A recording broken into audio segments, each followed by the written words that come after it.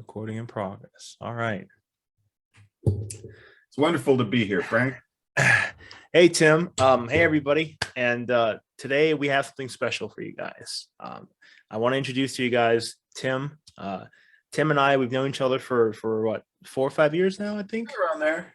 Yeah. And today we're gonna have a discussion. We're gonna have a conversation.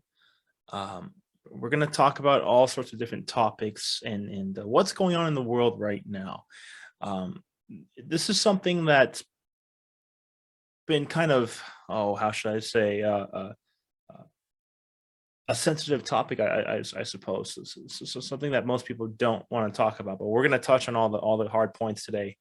And Tim, he's based in Vancouver, and he's up in Canada. And I got to say, Tim, I went to Vancouver, I think 4 years ago, and it was by far the most impressive city I've ever been to, as far as the the nature and the city life and just everything, and the air was so fresh.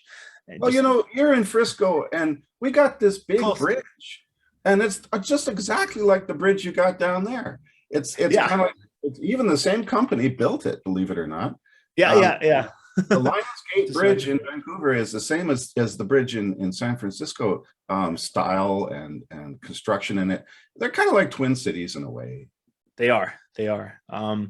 And I've always been told you got to go to Vancouver Island, which I never went to. I've never had a chance to go there, but when I come back, I'll definitely go there. Vancouver, despite Canadian politics, which we're going to talk about today. So That's a good one. yeah.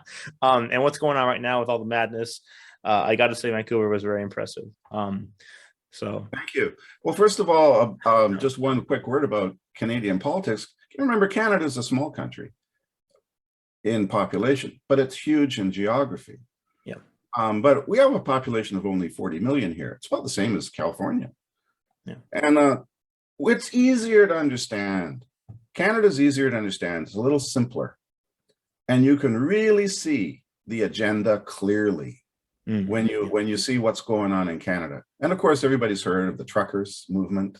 yes, And everybody's heard that our current leader is a real close friend of the WEF and Klaus Schwab and so on. So we're going to put some of those things together.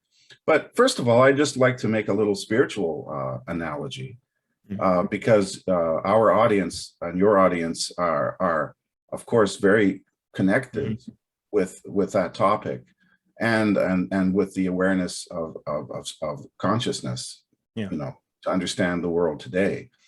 And I think of it a little bit like those poor people back in the 70s that bought a house at a nice little development called Love Canal. And the real estate agent said, look at these beautiful homes, nice split level, nice new neighborhood, green grass everywhere. But they neglected to tell people that it was built on a toxic waste dump full of PCPs and radioactive waste even. The mixture, cocktail of chemicals seeping out into the yards behind the homes was unbelievably bad. In fact, it started to cause cancers and blood illnesses in the children that were raised there within a couple of years of the place being finished. And of course, eventually lawyers were called, people found out about it, people woke up. They woke up to what had been done to them without their knowledge about how they'd been tricked, how they'd been fooled. And it was all, of course, about money. And I think the world today is in an analogous situation. We've got negativity like you wouldn't believe, just below our feet. yes, Not far, it's not easily visible, but it's becoming more and more visible every day. And we're beginning to realize that we've been infected. We've been, taken down the garden path with lies, deceit, and chicanery of all kinds, where our leaders are bribed. yeah, We don't know who to trust anymore. It's hard for us even to protect our children from dangerous indoctrination and oh yeah, upsetting concepts and ideas, which we would never agree with if we were teaching them. Yeah, And exactly. a lot of these things are just seeping through for the first time. And of course, the latest health emergencies has been a catalyst for this. It's almost like getting the reports of the investigators at Love Canal when they did the soil samples.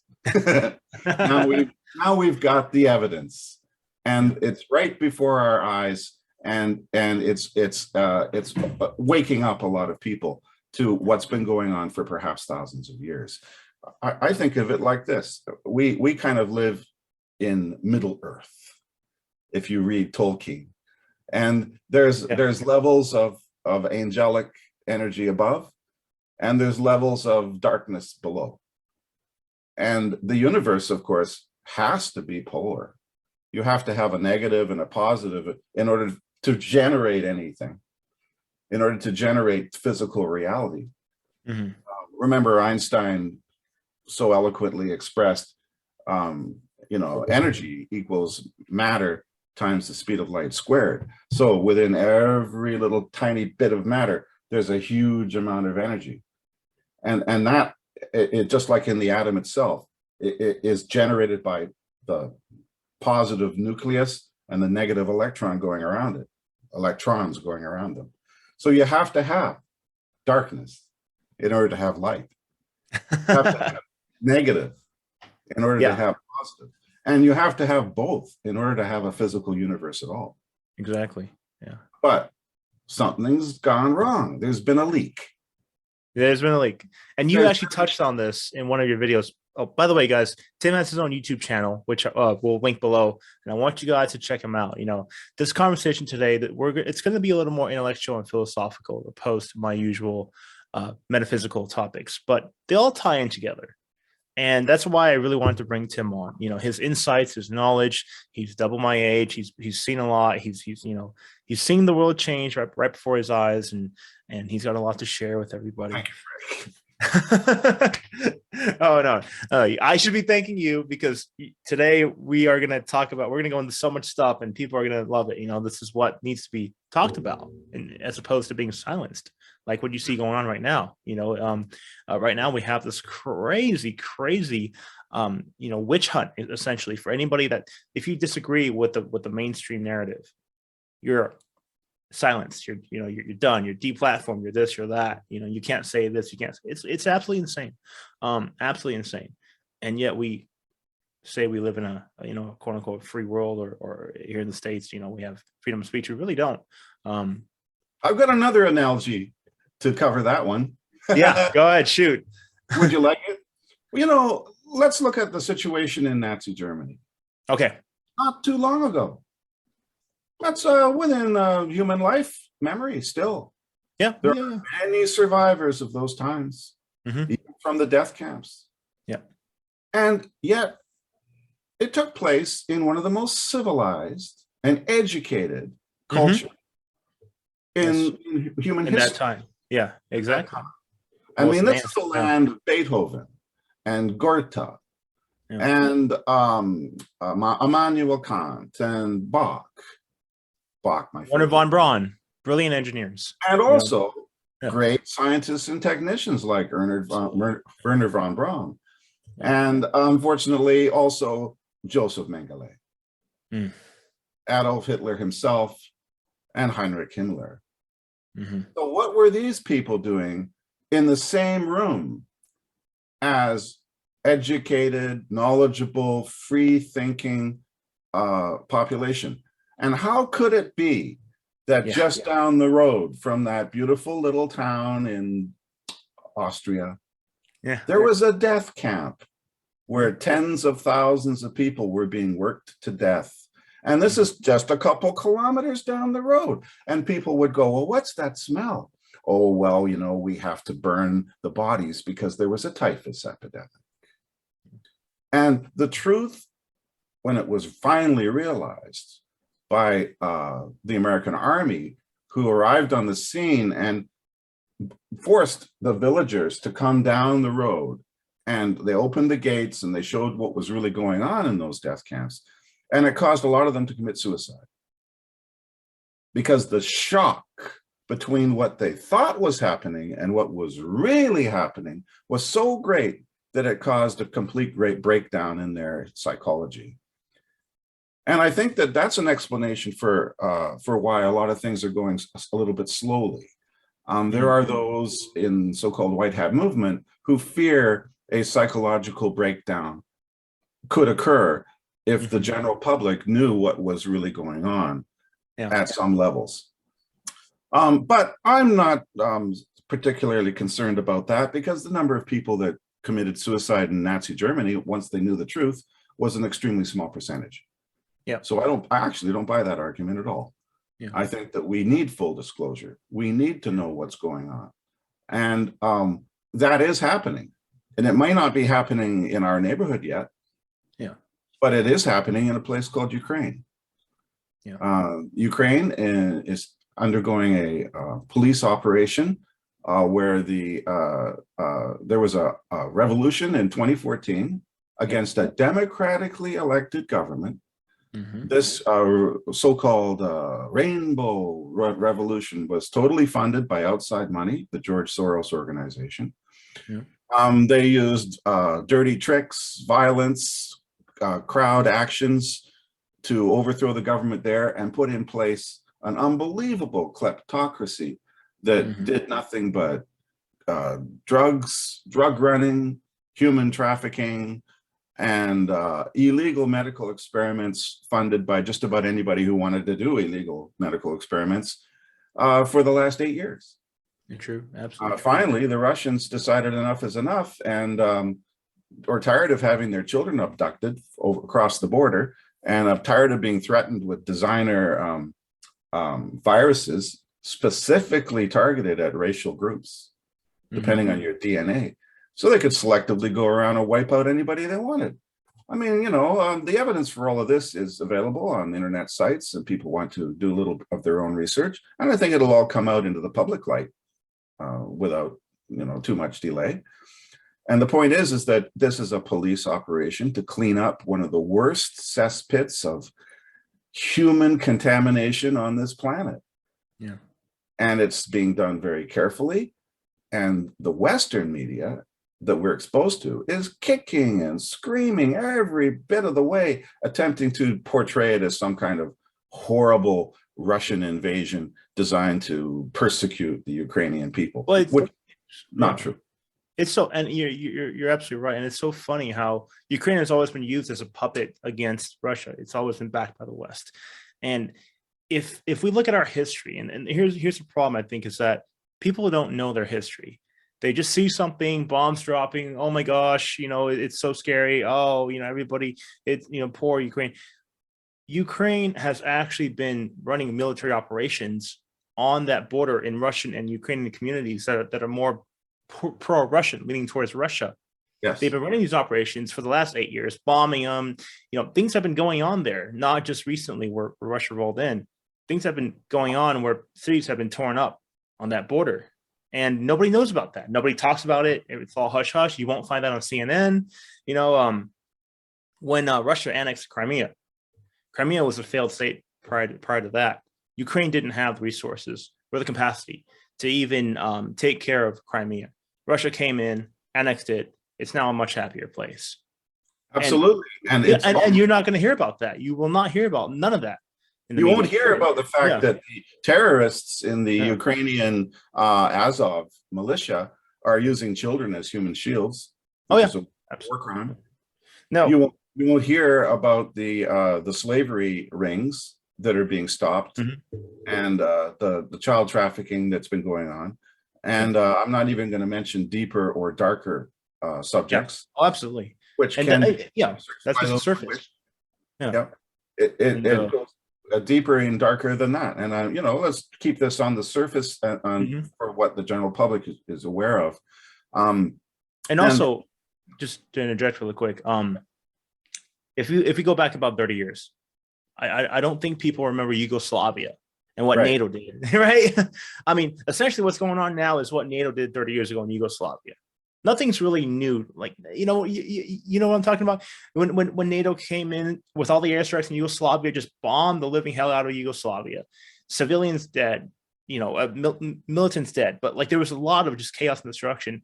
You didn't see the reaction that we do today. It was more like, yay, drop bombs on them. Everybody was happy and cheering. And now here you have the same thing going on. It's just this is being done by the Russians, and now the West is running their propaganda machine, saying, "Oh my gosh, look at this! Russia's so evil." Blah blah blah. And yet we did the same thing 30 years ago. If you mention if you mention the same thing, that's a pattern. Yeah, it's like, hey, and if you mention even the word Yugoslavia to Gen Z children today, they won't even know what you're talking about. Why Yugoslavia? What's that? So you put your thumb on the whole thing, where it's education. If we don't remember, it's a history. Yeah. To repeat the mistakes. And I also, like, on the topic of Russia and Ukraine, like, I also think Russia has a lot of problems. Oh hell yeah, Russia is probably one of the most corrupt places out there. Ever since the fall of the USSR, it's been taken over by the highest bidder per se. And so they have problems. Ukraine has problems. And I'm not completely blindsided by any of that. We look at both perspectives, but I don't just, a lot of people, when this happened, the media was just screaming, yeah, support for Ukraine, blah, blah, blah. It's like, wait a minute. You don't know anything. You don't, you got to look at the full picture. Remember, the people that were living on the toxic waste dump, they're also driving around in great big V8 cars, belching carbon monoxide. Mm-hmm. It's not like nobody is a polluter. Yeah. Or it's not like there's nobody doing pollution. I mean, the Russians have their own organized crime problems, etc. Oh, absolutely. Because we live in a world that has been infected, that has been taken over by the dark to an unwarranted and unacceptable degree. Mm-hmm. And that can be found everywhere in all societies on earth to a greater or lesser extent. And that is why we're going through not just a cleanup of our toxic waste, we're going through a cleanup of our spiritual pollution. True. Yeah. We're going through a total re-examination and awakening of what it means to be a human being. And let's get back to those educated Germans. Now, they had a philosopher in the 19th century. His name was Hegel. Okay. And he came up with this concept called the dialectic. And the dialectic is that in human affairs and politics, there's always a ideology and a counter ideology. And what you have to do is you have to get people emotionally invested in opposite ideologies and then get them to fight each other, possibly to the death. And then if you want to rule them, you just come along at the end when they're exhausted, out of resources, begging for help, and you offer a solution. And you offer and that's how you gain control. And that's what we see. We see a situation where whole nations are just puppets set against each other to create conflict, war, hardship, aggression, suffering of all kinds, so that our dark masters will remain in power, in control, perpetually. And that's what's been going on for thousands of years. And that's what's being stopped at present. Yeah. For perhaps the first time in modern history. Yeah. We've seen it through 20th century, World War I, World War II, all the wars that we've learned about. It's horrific. Yeah. And it has to end, and it is ending. And look at the way the Russians are doing it right now. They could have steamrollered into the Ukraine with their 1,000,000-man army and wiped the place out in a fortnight. Absolutely. Yeah. But they did not do that. They tried to get safe passages for refugees. They tried to rescue the children and the trafficking victims. They tried to avoid collateral damage. And the Ukrainians are so upset they have to go around with their movie cameras and their set the designers trying to find some damaged buildings that they can show on TV and blame the Russians on. Maybe they learned from us. Like, we're pretty good at propaganda too. I remember a few years ago there was the Syrian refugee crisis. That's right. And they showed a dead baby on the beach. I don't know if you remember that photo. Half its little head kind of under the sand. Yeah. Now, that's against journalistic principles. You're not allowed to show dead children. Yeah. It was found out years later that that was not a child, it was a doll. It was totally fake. Yeah. And it's not the first time. Remember the Iran-Iraq War? Remember Yes. the babies in the incubators that all died when those nasty Iraqis came and pulled the plug on the power for the hospital? And that story was told by an assistant nurse, 16-year-old girl who witnessed the whole thing and came to testify before Congress. And then found out later she was the daughter of the Kuwaiti ambassador. And the whole thing was made up. Yeah, there's so much of that going on today. You know, I do recall what was it when the whole Ukraine thing first started. It was a model posing with a gun saying, "I will die for my country," blah blah blah, Right. as if she was on the front lines. Later found out it was a whole photo op. That's all it was. Photo op, you know. And how is it that we always fall for this? How is it that we're always manipulated? Mhm. Well, that's because our education system allows for that. Yeah. We're not taught basic concepts of critical thinking. Exactly. We're They don't taught, want you to think critically. That's the absolutely thing. not. They want you Yeah. to be emotionally captured by those images. Exactly. It's all emotions. Yeah. Those images of death, destruction, atrocities, and you're supposed to get Anger. upset and angry. And then, of course, when you Yeah. get like that, you lose your ability to think Rationally. Yeah. and you become a victim. Mhm. I'll tell you another story. I just love to go back to those Germans. They invented it all, those guys. Joseph Goebbels there, he was the propaganda minister under Hitler. Well, he learned it all from a guy named Edvard Bernays. Edward Bernays wrote a fantastic book, and it wasn't on propaganda. It was on marketing. Well, they're one and the same, right? I mean, it's very hard to differentiate between the two. Sell stuff. And this guy Bernays was the nephew of Sigmund Freud. He married Sigmund Freud's one of his daughters, I think. Yes. And the guy was totally into psychology. And back in the days when psychology was new and powerful. Yeah. And he did but Bernays was going to put it into practical application. He wasn't just going to help patients on a psychiatric couch go back through their abuse and, recovery. He was going to apply the psychological principles of Freud and others commercially to make a buck, which is, of course, the American way, isn't it? It is, yes. So he did a little experiment. Now, very few people realize that babies used to wear white, especially upper-class kids. And all through the 18th century, especially, babies always wore white because if it's white, it's clean.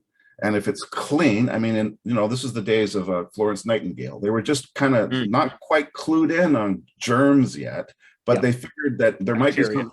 So they thought, let's go clean. So babies were always in white, and people had white sheets on their beds and things like this. White was the new thing.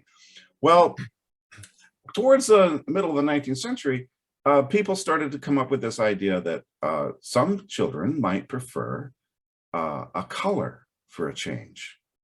So a really strong dynamic color was chosen that might appeal to boys. And that was hot pink. Hot pink was just a manly color, man. It just was full of energy, and the little boys loved it. Now the girls, they were more quiet, more calm, more reflective, and they preferred blue. That nice blue, kind of sky blue or darker blue, just seemed to fit girls so great. So in the late 19th century, in America and Europe, it was pink is for boys and blue is for girls. Well, Bernays thought, let's do a little experiment. Let's see if I can reverse that, just using marketing. So he went to Sears Roebuck and some of the other big commercial shopping, department stores, which were new at that time. And he dressed all the mannequins, all the little mannequins in the windows. The boys were now wearing blue, and the girls were now wearing pink. And he wanted to see if he could condition people who are already conditioned in the complete opposite way, if he could condition them just through the follow the leader principle. In other words, if you see somebody else doing it, you must be doing it too, because otherwise you're left out. You're not part of the crowd. You're going to feel uncomfortable. You're not going to be conforming. And therefore you might be rejected, sad, depressed. It's all psychology. Yeah. Well, you know what? It worked. Absolutely. And by the 1920s, it was blue for boys and pink for girls, except a couple people bucked the trend. I'm just talking away here. There's a really funny movie with Frank Sinatra in it called Ocean's 11, I think it is. Yeah. It's a caper movie from the 1950s where the Rat Pack get together to rob the casino. Yeah. Yeah. Well, Frank Sinatra grew up around 1910.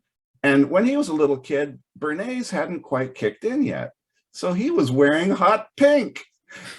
And during the movie, he's got this hot pink sweater on. Now, Frank Sinatra is a macho, reputational kind of guy. So what made him think he could get away with that? Well, he just didn't care. Yeah. I had hot pink when I was a kid, and I'm still going to wear it. And you know, that's the way I feel like I'm in hot pink today. 1 second, we're gonna have to cut this off. The recording is gonna stop. Yes, let's do that. We'll have to refresh it. So great. Okay. Hi again, Frank. Hey, Tim. Sorry about that, guys. We were cut off. There's a time limit, and I don't have the Zoom Pro, but here we are. We're back. We're part two. Part two. Here we go. So we're going to get into some more politics here. We're going to talk about these contentious topics that nobody wants to talk about because you might offend somebody. I really don't care. Neither does Tim. That's why I like him so much. But before we talk, I just want to mention Tim has spoken with Jay. He's been cranked up. When was that, Tim? That was a while ago, wasn't it? About 4.5 years ago, 5 years ago. Yeah, that's such a long time ago. I was one of the first people to do that outside of Jay's immediate community. Like when he started to reach out over the internet to people. Jay did it individually, like in person for a long time. And then he started to do it over long distance. And I was kind of like got in on that. And it didn't 100% work for me, but it definitely did work. And if you want some personal revelations for your audience, I had a negative energy attachment. And it was a entity that was really against me and doing everything it could to make me upset, make me lose control. I had anger management problems when I was faced with really stressful situations, and where my intellect would get clouded by emotions. Yeah. And I didn't know really what this was. I thought I was just hot-blooded or something. And then, or maybe my Irish heritage. And then I met Jay, and he just said to me, you know, you've got this female entity that you've got a history with, who's not incarnate at the moment. And she's just really got your number and wants to make life miserable for you. And he looked into the situation and he said, you know what? I don't really think you deserve it. He said, you know, it's not like this is like something that you did that you kind of like are getting karmic reaction for.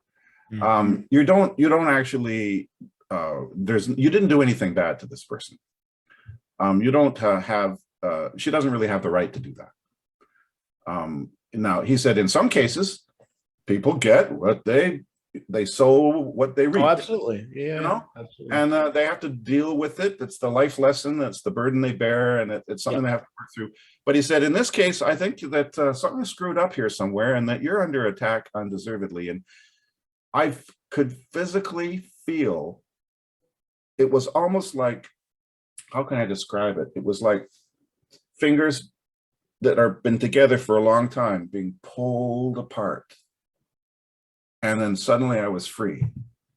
That's and it was an feeling. Incredible feeling of just relief. And ever since then, I've been so nice.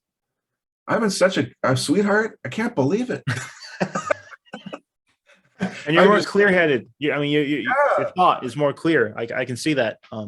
And part of it was forgiveness too, because I didn't know what was going on. So it wasn't just what Jay did. I also said, I really forgive you, whoever you are, Yeah. for whatever you think I've done to you or that I might have done to you. And I'm very sorry about that. And that helped a lot. Okay. So it's not, you also have to do some work. You can't just go to a Oh, master absolutely. and Yeah. just expect them to solve your problems for you. You have to come to a realization. But Well, that's what this is all about, right? yeah. And that's my biggest issue with this whole spiritual field, metaphysics. People are not willing to do the work on themselves. They're not willing to be realistic with themselves. They're not willing to sit down and look at themselves in the mirror and say to themselves, "Hey, maybe there's an issue here that I need to work on about myself." And mostly when I see people like this, and there's a lot of it in the spiritual world, it's partly ego, selfishness, entitlement, arrogance, whatever, pick your poison, right? But it's so vital, because you can only get so much from somebody else, or whatever school of thought that you subscribe to in this spiritual field. You can only get so much, because to a certain point, it really is all self-work. And I think I made a video about this, how spirituality is really just self-awareness. It's just really all it is. You don't need a religion. You don't need a guru wearing white robes. You don't need a particular esoteric, whatever school of thought, some sacred knowledge or whatever. You don't need any of that. All you need to do is relax and go inside yourself. But you have to be realistic with yourself, and you really have to be honest with yourself, because a lot of people aren't, and I see that so often these days. And people, we live in a world where it's very, very easy to avoid yourself. Oh, yeah, seriously. Tell me about that. Completely distracted. Oh, yeah. And I want to just get into the negative agenda again. Okay. And it's kind of like dealing with a snake. Now, what does a snake do? Does it bite you right away? No. No. No. It glitters at you. Yeah. It waves its head, and it flashes its big eyes, and it hypnotizes and freezes you. And then it strikes. Yep. And that's the situation that we're in. We're unable to see the danger, and that we're unable to see the poison around us. Yeah. Because we've been hypnotized and distracted with those dreams of a new car, or the latest fashion, or looking for love, or just money will do. Vanity, possessions, fame, whatever it is. Yeah, absolutely. And that's how that works. That's how we are trapped. Look at how many people are able to sell out their families, their integrity, their dignity, maybe even their own children, for promises of riches. And yet it's only pennies on the dollar. And now what? What is that? Money? What is money? Money is just a promise of some kind of future comfort. Yeah. To make it a little bit easier. Now, would any ethical or moral person kill or cause to suffer another human being just so they could be comfortable themselves and live in a house with a big swimming pool? That's the essence of evil right there. And that's why evil works so well, so effectively, because people are weak and they don't really understand what's going on, because the true cost of what they're doing, the true wages of their sins are not apparent to them. And that's the snake's way, hypnotize with those dreams. And it comes back at them years later, and then they say to themselves, "What, where did this come from?" As they act as if they and that's how, to lead into a segue, that's how our political system has been destroyed. Absolutely. We give our power to somebody else. Yes. Instead, like, for example, in your own home. Shouldn't you be protecting your own home and your own family? Or should you just call the police? Well, unfortunately, the police aren't going to be there in time to protect you and your family if you're being invaded, if you're being attacked. Yeah. It's not an option. But if you don't realize that, you're going to become a victim. If you don't know how to take care of yourself, if you're so used to thinking that I'm safe because a police officer is going to come and save me, and if you give up your sovereignty to protect yourself and your family, then you're going to get what you deserve. Yeah. You're going to be a victim. And also, how do you know you can trust those police officers? Did you hire them? No. A politician pays their salary, and that politician is somebody you voted for. But do you really know who you voted for? You know what they said they would do. Yeah. But do you even know where they come from? Do you know who paid for their education? Do you know their who's character? Yeah, do you know who's been cultivating them and grooming them since they were perhaps in high school? Do you know who they really work for? Who's been paying for their trips to Switzerland? Yeah. To attend a young leaders convention where they're going to get all these ideas about what's it called? Degrowth. Yeah, right. We have to shrink our economies, switch to clean energy in order to let the impoverished third world catch up to us, as if somehow we are preventing them from developing, and that therefore we have to destroy ourselves so that they can be equal with us. Oh yeah, well we've been selfish for too long. We've been keeping all the resources and all the wealth for ourselves. So we should just get rid of all that. And when you have nothing, you'll be happy. And you'll be doing a good deed because you'll be allowing other people to somehow become successful and develop themselves, and then we'll all be equal, and that'll be a paradise on earth, won't it?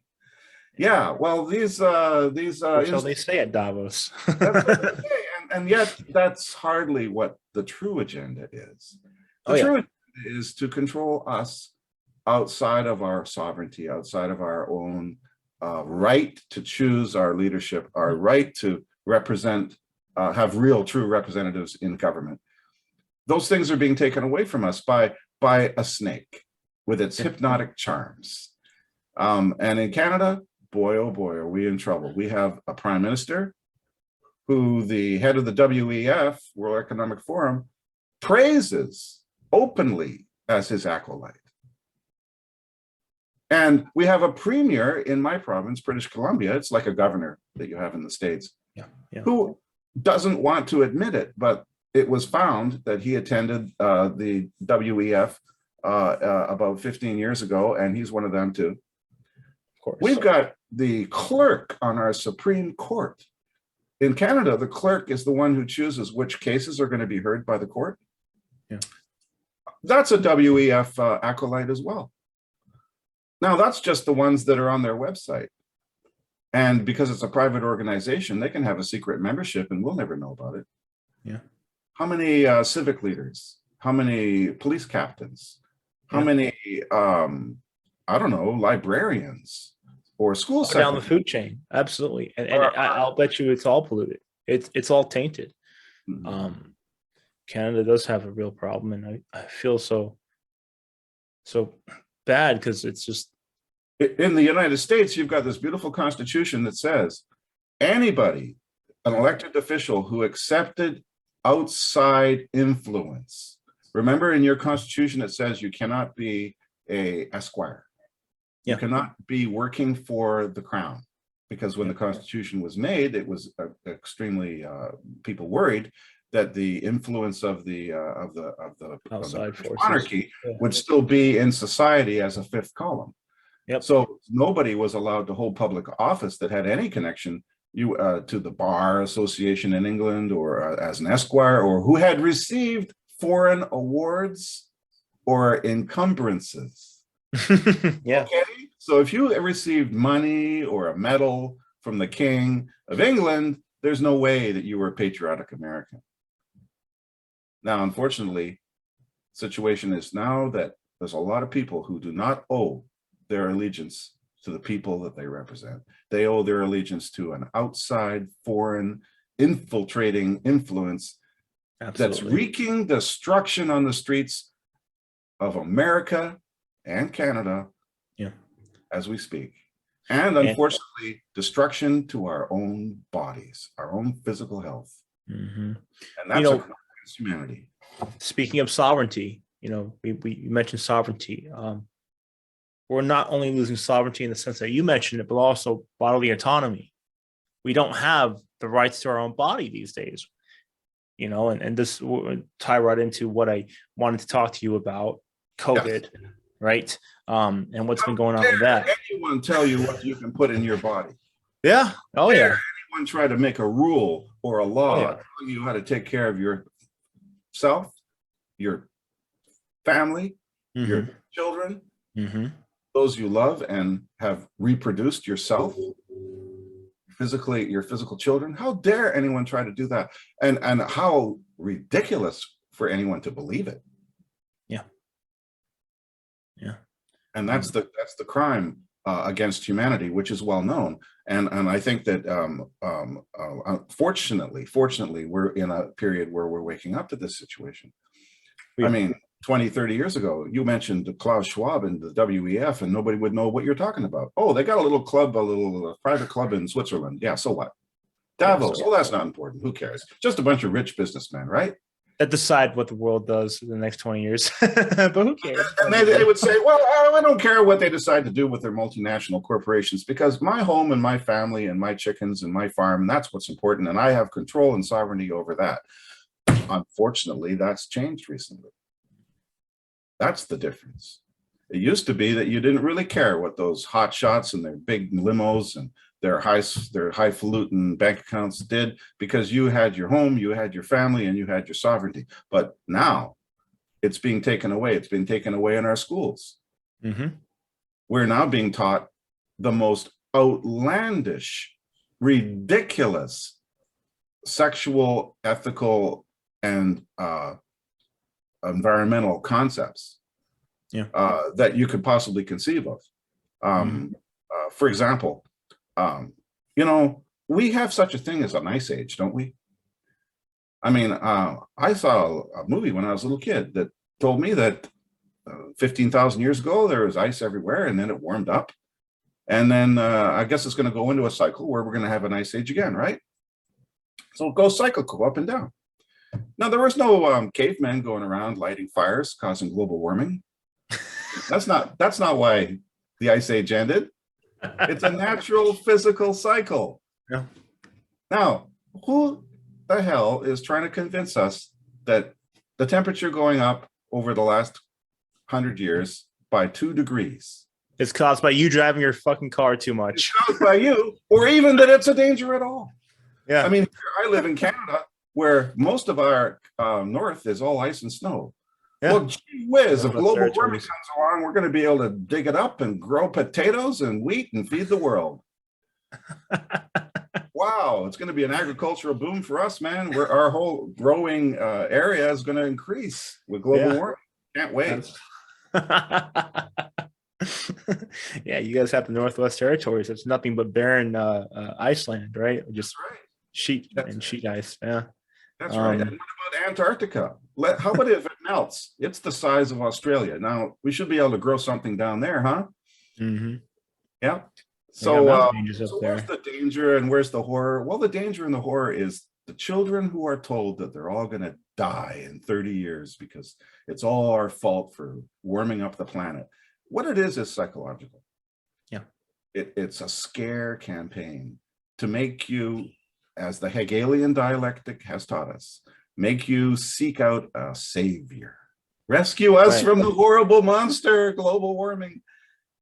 Sorry, that's a chimera. There is no horrible monster of global warming. It's just a scam to get you to give tax monies, carbon credits, to go into their bank accounts, or so that they can give money to some African or South American country as a carbon credit. Well, how does that stop global warming? Oh, well, the industrial company, it's like toilet paper, okay? So you shit, so you need toilet papers to clean up your shit. And then you buy that toilet paper and you give the money to the African or the poor country. So you're still making a mess, but you get to look better with the toilet paper, and then the African country or the Asian country or the South American country gets that money. And what do they do with it? Do they stop polluting? Oh, no, they're not polluting. They're underdeveloped. Well, then why do they need the money? Oh, they need the money to develop. Oh, then they would be polluting then, wouldn't they? Oh, just forget about that. They're allowed to pollute because they didn't have a chance to before when we were polluting. So now it's fair, right? Huh? Oh, and what happens to that money that we give them if they decide not to build factories and pollute?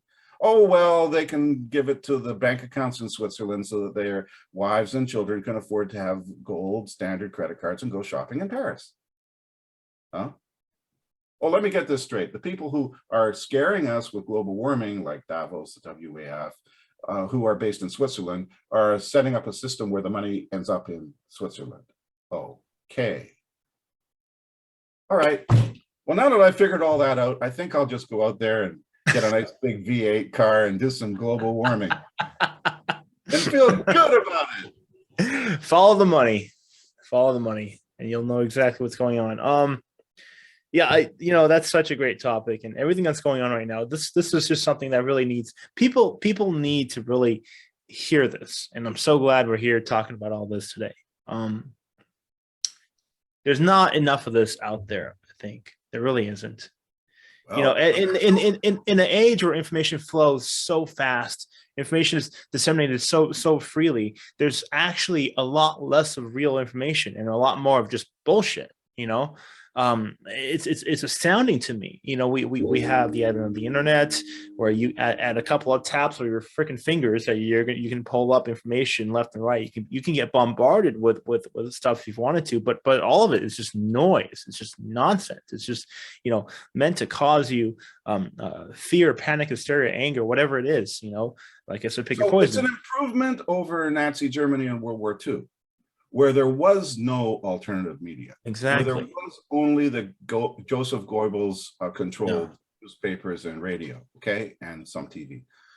It's a huge improvement over that time.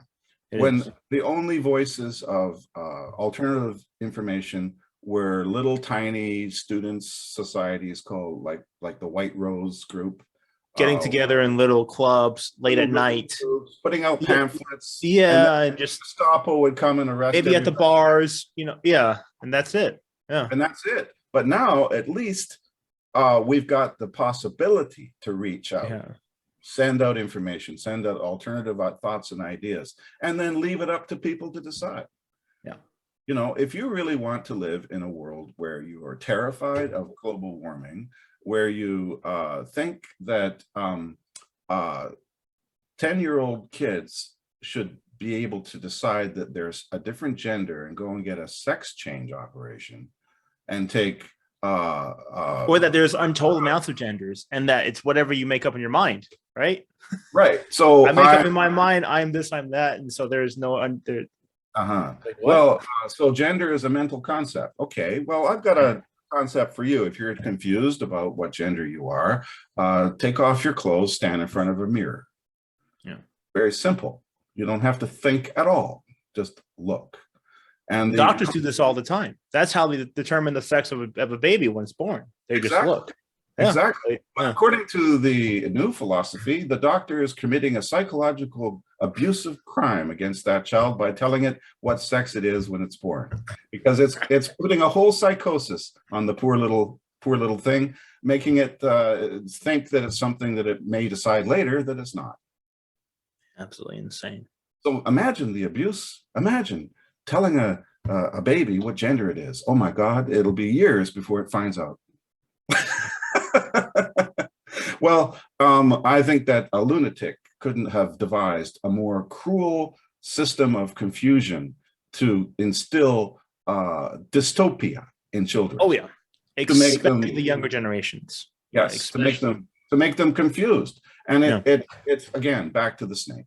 The snake hypnotizes and misleads with its flashy lights and glowing eyes, with nonsense and trickery, and the only cure to this is the ability to think. Yes, to think reflectively, to think logically, to have discernment, and of course that's the Socratic method, going right back to our ancient Greek heritage. Socrates himself, he never told anybody anything. Yeah, He didn't have a single ideology to sell. Yeah. It was just examine yourself, examine your thoughts, weigh them, balance them, and you judge. He wanted Whether- you to come to a conclusion yourself, and that's Correct. it's so And powerful because that's where you have your own truth. That's your truth, and Yeah. that's your sovereignty, because you have decided for yourself what to think, and you have not eaten somebody else's breakfast. Untainted thoughts. Yeah. Yeah. Um, And this unfortunately is woefully lacking in our present school system, which is all seems to have not just lacking, but actively being suppressed. absolutely, and it seems to have radically changed in the last, I would say, 10 to 12 years. Mhm. As an educator, I've got some inside knowledge of exactly the step-by-step programming. For example, in our school system here, it used to be a standard grade 12 English text, George Orwell's 1984. It's a dystopian book. It's got some shocking stuff in it, but it's a very powerfully written book all about the methods of mind control Mhm. and the methods of how to get a population to believe what you're telling them to believe, that 1 + 1 = 3, that hate is love, Yeah.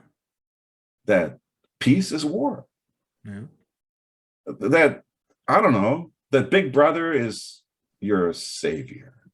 Yeah. And unfortunately, that book got canceled from our curriculum about 12 years ago and got replaced by a wonderful little book all about a boy deciding that he's a girl and that he's choosing his own gender, and everybody else in the school looks at him badly and is abusing him psychologically because he feels like he should dress as a girl because that makes him comfortable. But then it's a whole emotional problem about how he can survive in this horrible, cruel world. And that's the new dystopia. The new dystopia is living in a world where you are you've identified as a gender that you're not able to express freely. Now that's a long way from 1984, isn't it? Very far away. Very far away. Now what happened? I don't know. But I don't like it. And I think a lot of parents don't like it. And I think that if you say out loud that you don't like it, you might just get a riot in front of your house. Mm-hmm. You might get a bunch of people holding placards, throwing rocks through your windows, and calling you hateful names. Even if you're a Supreme Court justice, they might do that. Yeah. And that's illegal. It's against the law, but they don't care. No, they don't care. Now, is a rule by a mob what a democratic society should be? Absolutely not. Absolutely not. Justice is not the majority decision. It's based on principles of universal principles that cannot be erased. Like, for example, the right to life, liberty, the pursuit of happiness. Now, back to Germany. If a majority of the population decides that a minority doesn't have the right to life, doesn't have the right to liberty, and should be exterminated, is that okay? Hell no. See, it's not mob rule that's right. It's righteousness that's right. Yeah. And there are people who are being paid and being manipulated to try to convince us otherwise. And that's got to stop. And I think we're undergoing a cultural revolution right now. We are. Absolutely. And it's a wonderful thing to see. Yeah. And we're not talking about Antifa or any of these silly movements that have been popping up lately. I actually want to touch on that for a second. Please do. These organizations such as Antifa or even BLM, which to me are an absolute joke. They're an absolute, clown show. They're hypocrites. They use millions of dollars Oh, absolutely. to buy mansions for themselves so they could sit around and be self-righteous. Absolutely. I mean, there's there's double standards in every aspect of their philosophy. It's so, skewed, but if you go against them, somehow you're labeled automatically a bigot or a racist, Yes, um, and you'll get millions of mhm, dislikes on your YouTube channel, that's right. or the actual society itself might cancel you. That's right. They'll What make people actually don't recognize or realize, going back to history again, uh, nothing is new these days, is what I've realized. Everything is recycled, repeated, rinsed, and washed up, and modified, more modernized. And what you see with Antifa and BLM is actually a mirror image of what you saw about 40 or 50 years ago with communist Mao's Red Guard. absolutely. Yeah, and nobody knows this, and it blows my mind because it's like the Red Guard were primarily university students, Yes. people in the 20s and 30s, and that were radically politicized, by the Communist Party. And same thing going on you see with Antifa. And they would go out and spread the propaganda. And if you didn't agree with them, you're labeled, you're bad, you're anti-CCB, you're the anti, you're labeled just a terrible, bad person automatically, right away. You're a terrible person, no matter what, And the and problem is the tools. If you're going to yeah, use your mouth, that's called freedom of speech. If yeah. you're going to use a firebomb, Hmm. that's called violence. And that's the difference. And that's what the Red Guards did in China. They in the Yeah. 60s, they used violence. They grabbed their teachers, they Yep. hung them from their necks until they were dead in the class. Yes. Yeah, and nobody, and it's I see this today happening today with Antifa, with BLM, and I just think to myself, oh my gosh, we are having a repeat because nobody knows their history. They haven't been taught on purposely haven't been taught, and you see what happened with the Red Guard and how it ultimately dissolved, in 68 or 69. Yes. It's the same thing we see today with these radical organizations that are going around causing riots, throwing, just tearing stuff up, beating people up, and nothing is happening to them. And it's insane. It's insanity to me. And how nobody sees this is just, I mean, I So you know, stupefied by TV shows, yeah, luxury items, new cars, yeah, and useless education that we've hmm, allowed ourselves useless, to be absolutely useless. infiltrated. Our political systems have gotten to the point where you can't even have a free election anymore. You No, know, if you've absolutely lost not. control to the point where the people that are supposed to be overseeing the elections are themselves corrupt, then you can Yeah, forget about removing them from office through elections, right?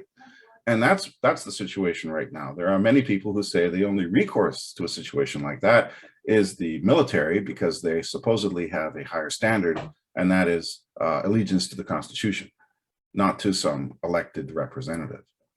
And that may or may not be true in other countries, and that may or may not be happening in reality. I think many people say that we are undergoing a cultural revolution right now, but it's the opposite, or at least it's two cultural revolutions. It's exactly. I was going to say there's two things fighting going on each at the other. same. Yeah, yeah. There's two. Yeah, one is more louder, more boisterous, has the support of the mainstream and all its propaganda, and the other is just real people that see the bullshit.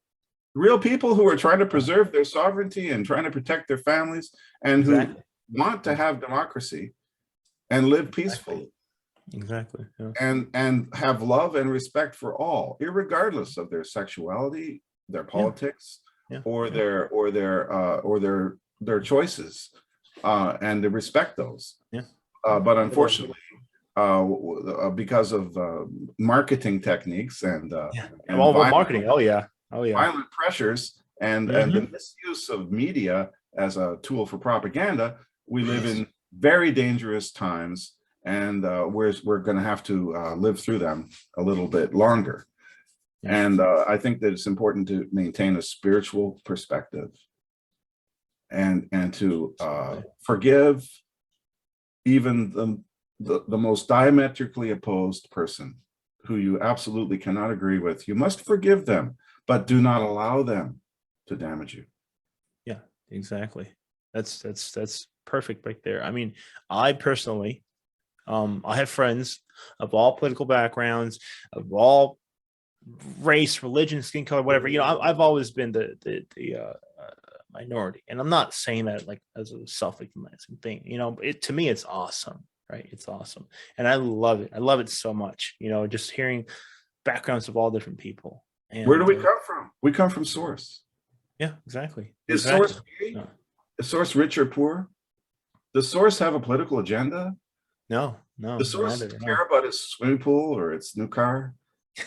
No. Source is consciousness and creation and love and energy and vibration that connects all living things Hmm. and the entire material universe, which is a product of the universal mind of creation. Now, compared to that, is there something worth going out and fighting in the streets about? No. Is there some reason why you should disrespect another person's opinion and persecute them? No. I mean, what we need to do is we need to rebuild our conscious spirituality. Yeah, that's what we're lacking, and that hopefully that's what will propel us as a civilization into the future. I think And it will. that's such a it's such a key component. Victory for the light is what we are on the threshold of. Absolutely, absolutely. No civilization is going to be able to advance to a certain point without realizing that truth, I think. And that's why we see people waking up today. It's a big movement. There's, like I said earlier in the video, there's a lot of BS out there in this new age spiritual field, but at least you see people that having expressing an interest in this, and that's important, because that just that alone, that action alone, that causality alone is important, because that shows that it's happening. People are feeling that sensation in the back of their minds that, hey, there's more out here than what we know and see. And I think this really picked up in the 80s and 90s, and coming on, especially today.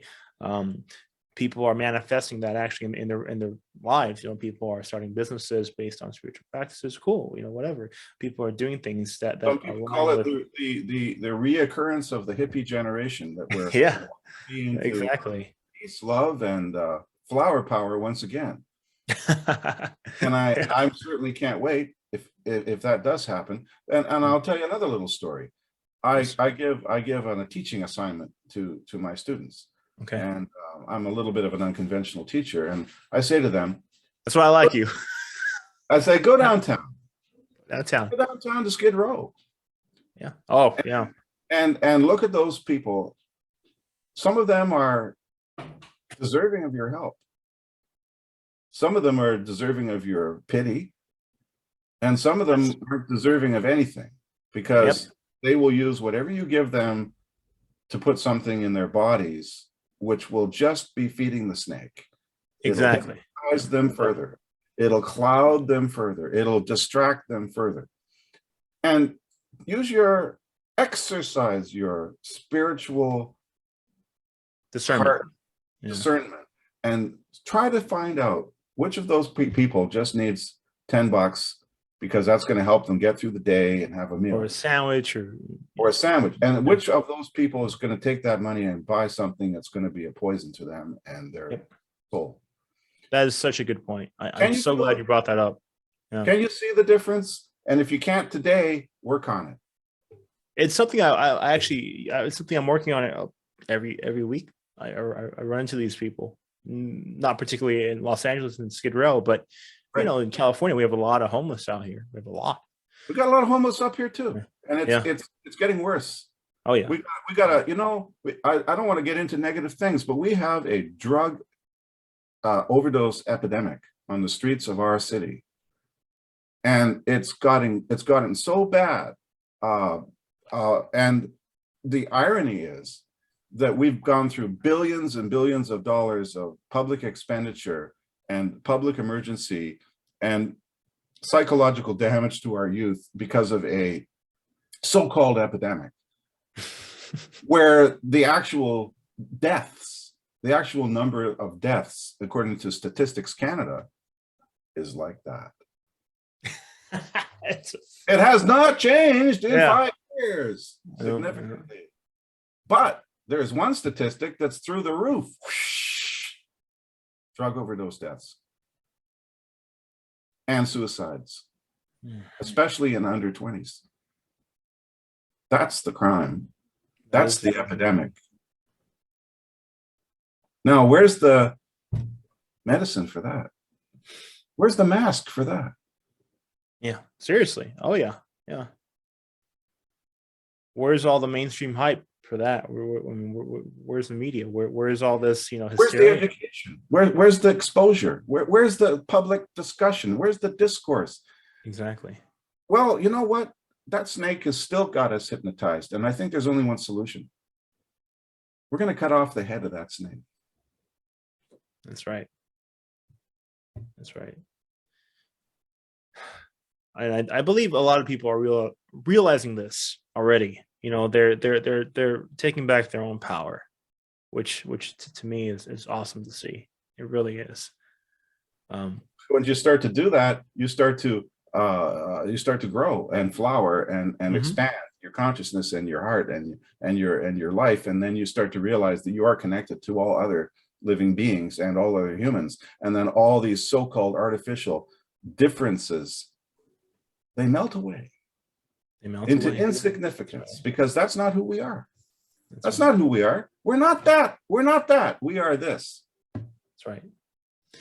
Well, Tim, this has been a great conversation, but the recording is about to cut out. So thank you.